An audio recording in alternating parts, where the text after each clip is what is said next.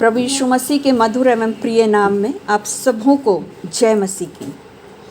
आज के मनन के लिए जो पाठ मैंने लिया है वो है मनुष्य की योजना कभी भी परमेश्वर की योजना को विफल नहीं कर सकती।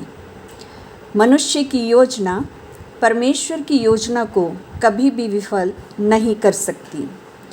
आइए हम बाइबल पाठ में से देखेंगे जो कि पाया जाता है उत्पत्ति 11 और 1 से 9 तक। उत्पत्ति 11 1 से 9 तक, जहाँ पर कि हम गुम्मत के बनाए जाने के विषय में पढ़ते हैं। प्रियो, ऐसा बहुत सी बार होता है कि हम जीवन में बहुत सी कल्पनाएं करते हैं, बहुत सी योजनाएं बनाते हैं। उनमें से कुछ योजनाएं जो होती हैं वो सफल भी होती है और कुछ योजनाएं जो होती हैं वो विफल भी हो जाती है। अब हम परमेश्वर के वचन से देखेंगे कि हमारी कुछ योजनाएं जो सफल होती हैं वो तो हम जानते हैं, इसलिए होती कि परमेश्वर हमसे प्रसन्न है और वो परमेश्वर की इच्छा के अनुसार है। परंतु कुछ योजनाएं जो विफल हो जाती हैं वो क्यों होती हैं? वो इसलिए होती है क्योंकि वो परमेश्वर की योजना के विरुद्ध होती हैं। हम देखते हैं उत्पत्ति 11 1 से और 9 में, और सबसे पहले हम देखते हैं कि उत्पत्ति 9 और 1 वहाँ पे परमेश्वर का वचन क्या कहता है। जल प्रलय के बाद जब नूह और उसका परिवार ने पृथ्वी पर अपने पैरों को रखे और अपना जीवन जीना शुरू किया, उस समय परमेश्वर ने नूह और उसके पुत्रों को आशीष दी और आशीष में कहा, फूलो फलो और बढ़ो और पृथ्वी पर भर जाओ। और उसी का उत्पत्ति 9 का 7वां पद भी कहता है, परमेश्वर ने कहा, फूलो फलो और बढ़ो और पृथ्वी पर बहुतायत से संतान उत्पन्न करके उसमें भर जाओ। सो प्रियो, परमेश्वर पिता ने उस नूह और उनके बेटों को आज्ञा दी थी कि वे पृथ्वी पर फैलें, भर जाएं, पृथ्वी पर भर जाएं। और हम देखते हैं कि वचन कहता है उत्पत्ति 11 के उसके दूसरे पद में, उस समय लोग पूर्व की ओर से चलते चलते शिनार देश में एक मैदान पाकर उसमें बस गए। वे लोग एक ही जगह इकट्ठे थे, उनकी एक ही भाषा थी, एक ही बोली थी और वो सब एकजुट होके एकता के साथ वहाँ पर रहते थे।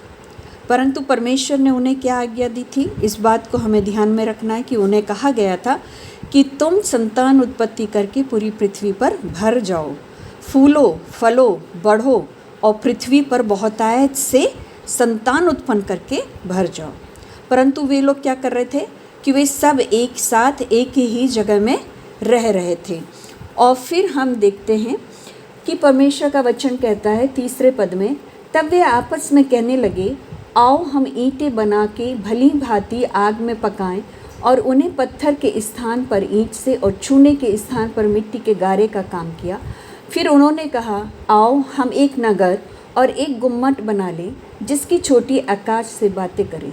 इस प्रकार से हम अपना नाम करें, ऐसा ना हो कि हमको सारी पृथ्वी पर फैलना पड़े। परमेश्वर ने उन्हें आज्ञा दी थी कि सारी पृथ्वी पर फैलो, परंतु वे लोग सारी पृथ्वी पर फैलने के लिए तैयार नहीं थे। उन्होंने अपना प्रोजेक्ट बनाया, उन्होंने अपनी योजना बनाई। उन्होंने कहा कि नहीं, हम इस प्रकार से एक बड़े गुम्मट को बनाएं, हम एक नगर को बनाएं, उसमें हम बसें और फिर हम वहाँ पर क्या करें, अपना नाम करें और एक ऐसा गुम्मट बनाएं जो आकाश से बातचीत करे। ये जो था अपना नाम करने वाली जो बात थी, ठीक है, ये उनके एक प्रकार से अपने आप को प्रतिष्ठित और ऊंचा ठहराने वाली बात थी, जो वहाँ पर उन लोगों ने अपने आप को आगे बढ़ाना मांगा। उन्होंने परमेश्वर के नाम की महिमा नहीं करी, उन्होंने अपने नाम की महिमा करने के लिए उस गुम्मत को बनाना चाहा। और वहाँ पर उन्होंने ईंटों को बनाया और ईंटों के साथ साथ उन्होंने चूने की जगह पर मिट्टी का इस्तेमाल करा, मिट्टी के गारे का इस्तेमाल करा। प्रिय, जुड़ाई तो उन्होंने करी ईंटों की मिट्टी के गारे से और उन्होंने काफ़ी ऊंचा बना भी लिया और वो अपने काम में आगे और बढ़ सकते थे, परंतु ये परमेश्वर की योजना नहीं थी और इसीलिए वहाँ पर परमेश्वर पिता को इंटरफेयर करना पड़ा। यहाँ पर हम देखते हैं जो ये योजना थी, ये योजना परमेश्वर की विरुद्ध थी। पहली चीज़, परमेश्वर ने उन्हें आज्ञा दी थी कि उन्हें पृथ्वी पर फैलना है, परंतु वो एक ही जगह पर इकट्ठे हो गए।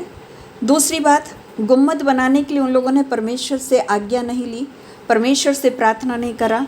उन्होंने अपनी इच्छा के अनुसार वो काम को करा जो उनको अच्छा लग रहा था। इसमें उन लोगों ने परमेश्वर का इच्छा को नहीं पूछा। तीसरी बात यह है कि वे लोग अपनी प्रसिद्धि चाहते थे, अपने नाम को ऊंचा करना मांगते थे, और इसलिए वो उस गगनचुंबी गुम्मद को बनाना चाहते थे जो आकाश को छुए, आकाश से बातें करे। इतनी ऊंची गुम्मद को वो बनाना मांग रहे थे, केवल अपने आप को प्रसिद्ध बनाने के लिए। उसमें उन्होंने परमेश्वर के नाम की कोई महिमा नहीं दी। उसके साथ साथ चौथी चीज़ जो हम देखते हैं वो ये थी कि उन्हें डर भी था कि कहीं उन्हें पृथ्वी पर फैलना ना पड़ जाए। और वो लोगों को, जिस हम बोलते हैं ना, हमारा परमेश्वर का वचन भी कहता है आप जिस बात से डरोगे वही तुम्हारे जीवन में होगा, है ना। तो हमें डरना, यदि इनको ये डर था कि कहीं ऐसा ना हो कि हमें पृथ्वी पर फैलना पड़े, और ये इस बात को अच्छे से जानते थे कि ये परमेश्वर ने उन्हें आज्ञा दी है कि उन्हें पृथ्वी पर भरना है, पृथ्वी पर फैलना है, परंतु वो कठोरता दिखा रहे थे। एकजुट होके, एक मन होके अपने आप को कठोर कर रहे थे कि हम परमेश्वर की आज्ञा के विरुद्ध चलेंगे और हम केवल एक साथ एक ही नगर में बसे रहेंगे। प्रियो, कोई भी काम को एकजुट होकर करना बहुत अच्छी बात है, परंतु कोई भी काम को परमेश्वर की इच्छा के विरुद्ध एकजुट होकर करना ये गलत है। ये परमेश्वर को नहीं भाता और परमेश्वर इससे प्रसन्न नहीं होते। तो हमें परमेश्वर पिता से जब भी हम कोई कार्यों को करें तो हमारे को सबसे पहली बात है कि हम परमेश्वर पिता से प्रार्थना करें, परमेश्वर पिता से उसकी योजना पूछें, उसकी इच्छा पूछें कि परमेश्वर तेरी योजना क्या है, क्या हम इस काम को शुरू करें या हम इस काम को शुरू ना करें।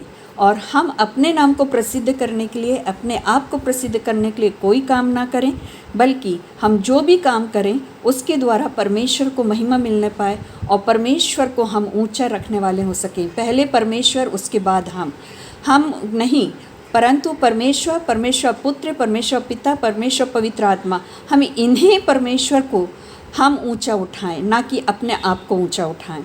और तीसरी बात, चौथी बात, जब हम कोई भी कार्यों को प्रभु की अगुवाई में करेंगे तो हमें डर नहीं होगा, हमें डर नहीं लगेगा। फिर जब हम परमेश्वर की अगुवाई में होके एकजुट होके भी कार्यों को करते हैं तो हमें डरने की आवश्यकता नहीं है, क्योंकि हमारा प्रिय परमेश्वर हमारे साथ है। हमारा प्रिय परमेश्वर हमारे साथ है और हमारे हाथों के कार्यों को वो आशीषित करता है, क्योंकि वचन कहता है कि जहाँ जहाँ तू जाएगा वहाँ वहाँ मैं तेरा परमेश्वर तेरे संग संग रहूँगा, और जो कुछ कामों में तू हाथ लगाएगा उन कामों को मैं आशीषित करूँगा और वे काम सफल होंगे। पर कब वे काम सफल होंगे? जब वे परमेश्वर की योजना के तहत होंगे। चाहे हम अकेले हों, चाहे हम यूनिटी के साथ दूसरे लोगों के साथ मिलके काम कर रहे हों, हमारे काम वे ही सफल होंगे जो परमेश्वर की योजना के तहत होंगे। और यदि वो परमेश्वर की योजना के तहत नहीं हुए तो वे काम सफल नहीं होंगे। प्रियो, आज हमें अपने आप को जांचना है, हमें अपने जीवन का असेसमेंट करना है कि क्या हम जो कुछ भी कर रहे हैं या करते हैं तो क्या हम उन्हें उसमें हम परमेश्वर की अगुवाई को मांगते हैं, क्या हम परमेश्वर के सामने प्रार्थना में उन विषयों को रखते हैं। यदि नहीं रखते हैं तो हमें परमेश्वर का वचन आज सिखाता है कि हमें उन बातों को परमेश्वर के सामने रखना है, क्योंकि वो हमारा जीवता और सच्चा परमेश्वर है। गिनती 14:39 से 45 के बीच में भी हम पढ़ते हैं कि इज़राइली लोग यहोवा पर बुड़बुड़ा रहे थे और उनके बुड़बुड़ाने से परमेश्वर यहोवा नाराज़ हुआ, और मूसा ने इज़राइलियों से परमेश्वर की जो भी बातें थी वे सारी बातें मूसा ने इज़राइलियों से कह सुनाई, और तब वे लोग विलाप करने लगे।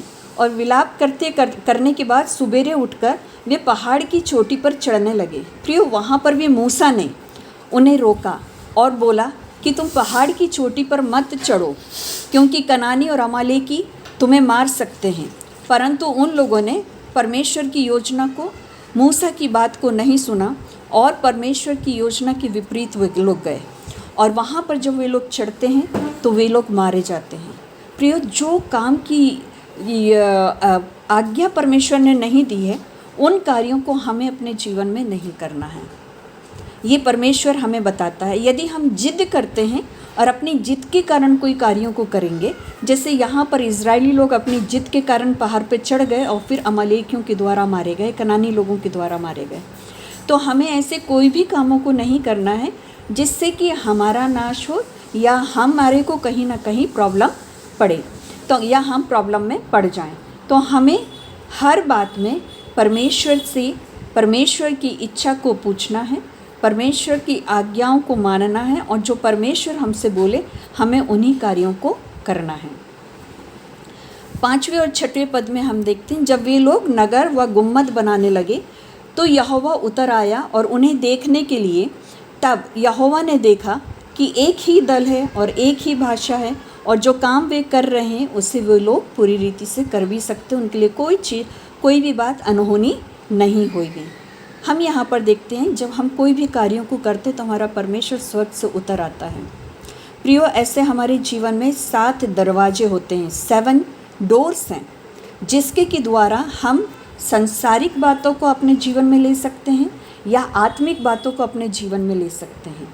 आँखें हैं, हम आँखों से क्या चीज़ों को देख रहे हैं, क्या हम उन चीज़ों को देख रहे हैं जिससे हमारा परमेश्वर प्रसन्न होता है, क्या हम कानों से उन चीज़ों को सुन रहे हैं जिससे परमेश्वर चाहता कि हम सुने, क्या हम अपने मुंह से उन बातों को बोल रहे हैं जिससे कि परमेश्वर प्रसन्न होता है, क्या हम हाथों से उन कार्यों को कर रहे हैं जिससे परमेश्वर प्रसन्न होता है, क्या हमारे पाँव उस मार्ग में चल रहे हैं जहाँ पर कि परमेश्वर हमें लेके चलना मांगता है, क्या हमारे हृदय के विचार परमेश्वर के विचारों से मेल खाते हैं, क्या हमारी बुद्धि और हमारा दिमाग जो सोचता है क्या वो परमेश्वर को ग्रहण योग्य है।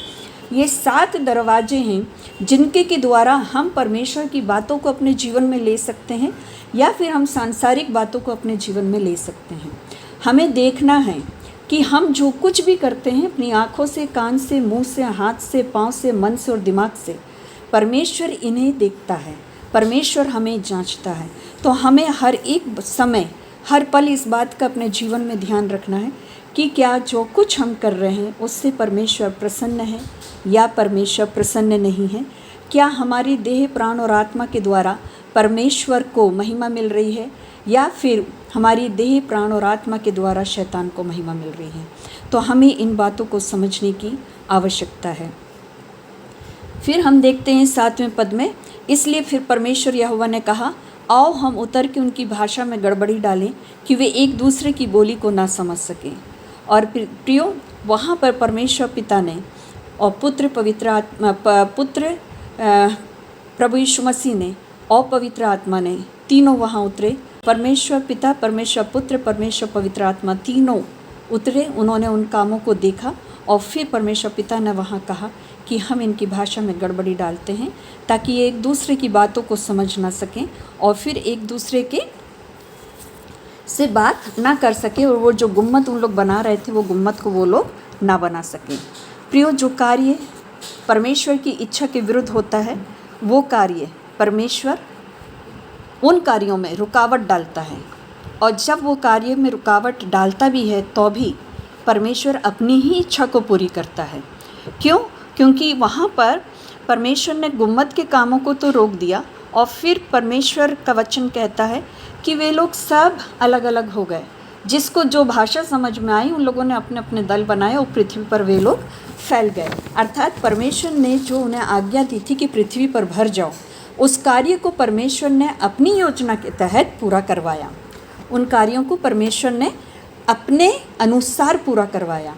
उस काम को रुकवा दिया जो कि परमेश्वर की इच्छा के विरुद्ध था, परंतु जो परमेश्वर ने उन्हें आज्ञा दी थी उस कार्य को करने के लिए उन लोगों को परमेश्वर ने मजबूर कर दिया कि उन्हें अलग अलग होना ही पड़ा। जब भाषा में गड़बड़ी आई तो वे लोग सब, जो लोग अपनी अपनी भाषा समझते थे, वे उस भाषा के अनुसार सब लोग अपने अपने एकजुट हो गए, अलग अलग दल बन गए और फिर वे लोग सारे अपने अपने दल के अनुसार पूरे पृथ्वी पर फैल गए। प्रियो, हमें भी इस बात का ध्यान रखना है कि यदि हमारे जीवन में कोई कार्यों में रुकावट आ रही है तो वो परमेश्वर की योजना के तहत हो सकती है, क्योंकि वो शायद परमेश्वर नहीं चाहते कि हम उस कामों को करें या उस मार्ग में जाएं। तो परमेश्वर उन कामों को करने में हमारे जीवन में रुकावट ला सकता है, परंतु उस समय भी हमें परमेश्वर को धन्यवाद देना है, क्योंकि उस रुकावट में भी परमेश्वर हमारे लिए भलाई को उत्पन्न करेगा। परमेश्वर का वचन कहता है कि सारी बातें मिलके मनुष्य के लिए, सब बातें मिलकर भलाई को उत्पन्न करती है। जो काम परमेश्वर हमारे जीवनों में करता है उसके द्वारा हमारे जीवनों में भलाई उत्पन्न होती है। नीति वचन 19 और 21वां पद कहता है, मनुष्य के मन में बहुत सी कल्पनाएं होती है, परंतु जो युक्ति यहोवा करता है वही स्थिर रहती है। प्रियो, मनुष्य के मन में बहुत सी कल्पनाएं होती है, परंतु जो युक्ति यहोवा करता है वही स्थिर होती है। हमारे मन में बहुत सी कल्पनाएं होंगी, हम बहुत सी बातों को करना मांगेंगे, परंतु और हम करने की कोशिश भी करेंगे, परंतु हम सफल उन्हीं बातों में होंगे जो परमेश्वर स्थिर करेगा, जो परमेश्वर हमारे जीवनों में पूरा करेगा। इसलिए हमें ऐसे कामों को करना है जिससे कि परमेश्वर प्रसन्न हो। जब हम इस संसार में रहते हैं तो हमारे जीवनों में ऐसे बहुत से दबाव आ सकते हैं कि हमें सांसारिक कामों को, उन कामों को करना है जो कि हमारे परमेश्वर की इच्छा के विरुद्ध है, या तो दबाव डाला जाता है या फिर हमें ऐसी परिस्थितियों में डाल दिया जाता है कि हम उन कार्यों को करें। तो हमें अपने आप को उन कार्यों को करने से, रोकने से बचाना है। हमें हर एक परिस्थितियों में परमेश्वर से प्रार्थना करना है। परमेश्वर परिस्थितियों को बदलने वाला हमारा परमेश्वर है। हमारा परमेश्वर परिस्थितियों को बदलता है, और जो युक्ति हमारे जीवन के लिए प्रभु ने रखा है उन्हीं युक्ति को परमेश्वर हमारे जीवन में पूरा करेगा और स्थिर करेगा। तो हमें परमेश्वर पिता से प्रार्थना करना है कि परमेश्वर तू अपनी युक्ति, अपनी योजनाओं को, अपनी इच्छाओं को हम पे प्रकट कर, ताकि हम किसी भी रीति से तेरी इच्छा के विरुद्ध कोई भी कार्यों को ना करें। तो इस वचन से जो हमें शिक्षा मिलती वो ये है, यदि परमेश्वर हमारी योजना में शामिल नहीं है तो हमारी योजनाएं विफल हो जाएंगी, क्योंकि मनुष्य की योजनाएं कभी भी परमेश्वर की योजनाओं को विफल नहीं कर सकती। हमारी योजना यदि परमेश्वर की योजना के तहत नहीं है तो वो कभी भी सफल नहीं होगी, और हम परमेश्वर की योजनाओं को, हम मनुष्य कभी भी विफल नहीं कर सकते, परंतु परमेश्वर अपनी योजनाओं को पूरी करता है और हमारे जीवन में हर एक कार्यों को जो उसकी योजना के तहत होती है उसे करने में वो सामर्थ्य है। सो प्रियो, आइए हम अपने आप को परमेश्वर के सन्मुख रखें, परमेश्वर को सौंप दें कि परमेश्वर हमारे जीवन में अपनी योजनाओं को पूरा करें। प्रियो, ये समय होगा कि हम परमेश्वर को अपने आप को सौंपें कि परमेश्वर तेरी योजना हमारे जीवन में पूर्ण हो। हम मनुष्य हैं, हमें इस बात का ध्यान रखना है कि हम मनुष्य हैं, और मनुष्य होने के नाते हम परमेश्वर की योजना को कभी भी विफल नहीं कर सकते, परंतु परमेश्वर हमारी योजनाओं को विफल करने में सामर्थी है। तो हमें अपने जीवन में पहला स्थान प्रभु को देना है, ताकि हमारा परमेश्वर अपनी योजनाओं को हमारे जीवन में करे और हम भी फूले फलें और आगे बढ़ें और अपने कार्यों में समृद्ध होते जाएं, और परमेश्वर की ओर से हर एक उन आशीषों को पाएं जो परमेश्वर ने हम सबों के लिए रखी है। आमीन।